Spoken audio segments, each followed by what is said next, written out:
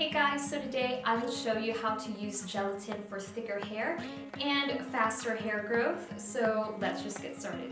Now, research shows that taking gelatin can improve hair thickness and growth and slowing of hair loss. Gelatin is a product made by cooking collagen. It is made almost entirely of protein, and its unique amino acid profile gives it many health benefits. Now, I'm not talking about the flavored jello, the ones that kids eat, but the unflavored one that is just pure gelatin, such as this, the Knox one.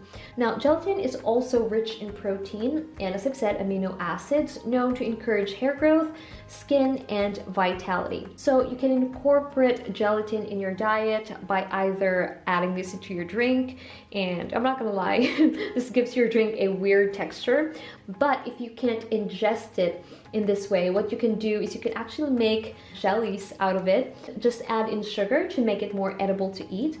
Or if you're avoiding sugar, you can just simply eat it as is because it just tastes like nothing and very bland.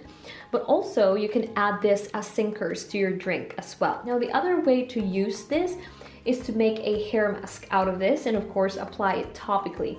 So all you have to do is to dissolve it in warm water and then either add in honey or any moisturizing ingredients on your hair or oils, and then simply go ahead, apply that on your hair.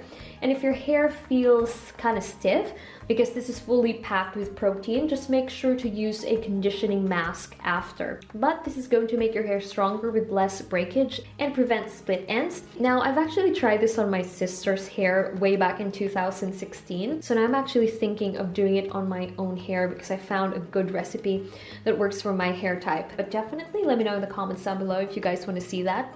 So that is it, you guys. This is exactly why I like those hair gelatin gummies, or just basically eating gelatin just in general. And also I think that it is more effective if you actually use the good quality kind of gelatin. You can also eat those cube gelatins. You can actually just make them yourself as well, and probably a little bit of sugar just so that it doesn't taste like you're eating cardboard or gel, just to give it a little bit of flavor if you all want to add gelatin into your diet. And I know that it's not easy to eat it sometimes, especially to some of you who doesn't like gelatin, and worse, if you are allergic to gelatin, do not eat it at all. You could take in collagen supplements as well, or you can take in bone broth, or you can just take in those collagen supplements in tablet form or in powder form.